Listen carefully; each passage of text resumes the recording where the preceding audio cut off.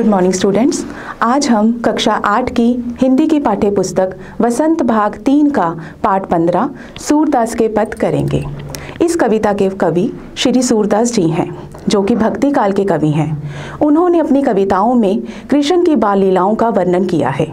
इन्होंने अपनी कविताओं की भाषा ब्रज को चुना है, जो कि बहुत ही सुंदर और मनमोहक है। सूरदास के पद में श्री कवि सूरदास जी ने भगवान की भक्ति को सबसे ज़्यादा महत्व दिया है। उन्होंने अपना संपूर्ण जीवन कृष्ण की भक्ति को समर्पित किया है।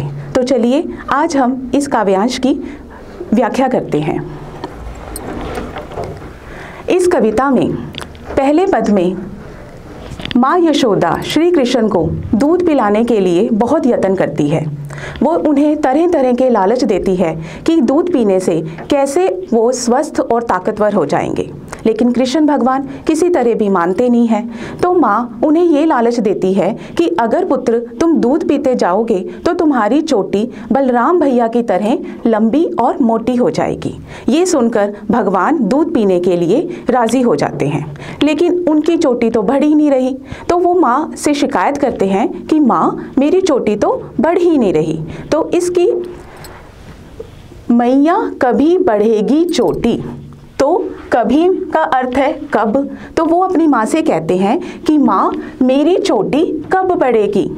कितनी बार मोही दूध पियत, कितनी बार कितनी बार, मोही मैंने कितनी बार दूध पिया, यह अजू है छोटी। अजू अभी, ये अभी भी छोटी है। तू जो कहती, तूने तो कहा था, तू जो कहती बल की बेनी। बल का अर्थ है बलराम भैया, जो श्री कृष्ण के बड़े भाई हैं।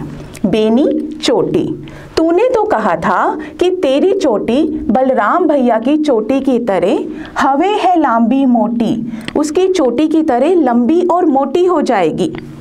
काढ़त गूहत नहावत जहे, तो जब मैं इसमें काढ़त कंघी करूँगा, गूंधत जब इन बालों को गूंधूंगा, और नहाते समय नागिन सी भूई लोटी।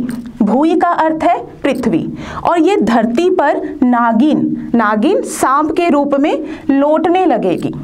तो वो अपनी माँ से बार बार पूछ रहे हैं कि माँ मेरी चोटी तो बलराम भैया की तरह लंबी और मोटी हो नहीं रही है। काचो दूध कच्चा दूध, पियावत पची पची, यानी तूने मुझे बार बार, पची पची का अर्थ है बार बार तूने मुझे कच्चा दूध पिलाया। देत ना माखन रोटी, और मुझे कभी भी खाने को माखन रोटी नहीं दी। सुरचिर जीवो दो भया। अब सूरदास जी कृष्ण की बाल लीला को देखकर कहते हैं कि मैं इन दोनों भैया की जोड़ी को बार बार नमस्कार करता हूँ। हरि का अर्थ है श्री कृष्ण भगवान, और हलधर का यहाँ पर जो प्रयोग हुआ है वो बलराम के नाम से हुआ है। बलराम को हलधर क्यों कहते हैं? क्योंकि वो हल को शस्त्र के रूप में धारण करते थे। हल जो किसान खेतों में जोतते हैं उसको हल कहा जाता है। तो जब बलराम ने शस्त्र के रूप में हल को धारण किया तो उनका नाम हलधर पड़ गया।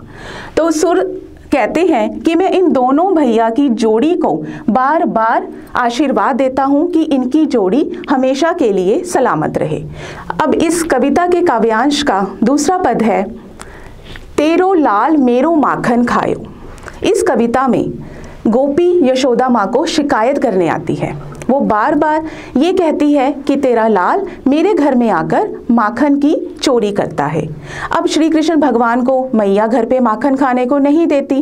वो बार बार उसको दूध पिलाती है, और भगवान को दूध बिल्कुल भी पसंद नहीं है। वो बार बार माखन खाने की जिद करती है। जब यशोदा माँ उन्हें माखन नहीं देती तो वो घर जाकर लोगों के माखन की चोरी करती हैं। अब गोपी माँ को शिकायत कर रही है कि तेरा पुत्र मेरे घर में माखन की चोरी करता है।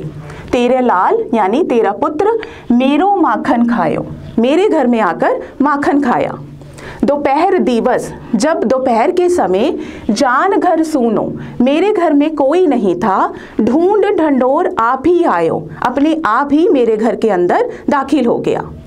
ओ खोल किवाड़ बैठी मंदिर में, किवाड़ दरवाजा, तो उसने दरवाजे को खोला। यहाँ मंदिर का प्रयोग घर के रूप में हुआ है। पैठी मीन्स घुसना, तो उसने दरवाजा खोला और मेरे घर में घुस गया। दूध दही सब सखन खवायो, अपने साथ अपने सारे मित्रों को भी ले आया और जितना मेरे घर में दूध दही पड़ा था वो सब अपने दोस्तों को खिला दिया। ऊखल चढ़ी, ऊखल पर चढ़कर, ऊखल किसको कहते हैं? जब पुराने समय में धान को निकालने के लिए ऊखल का प्रयोग किया जाता था। धान चावल, अब तो चावलों को नई नई मशीनों से प्रयोग करते हैं, लेकिन पहले समय में ऊखल का प्रयोग होता था। तो श्री कृष्ण भगवान ऊखल पर चढ़े। सींके, सींके का अर्थ होता है छींका, जिस पर हम मटकियों को ऊंचाई पर टांग देते हैं। तो जब उनका हाथ उस पर नहीं पहुंचा तो उन्होंने ऊखल का सहारा लेकर सींके को लीनो, तो जो मटकी में माखन रखा था उसको उन्होंने ले लिया।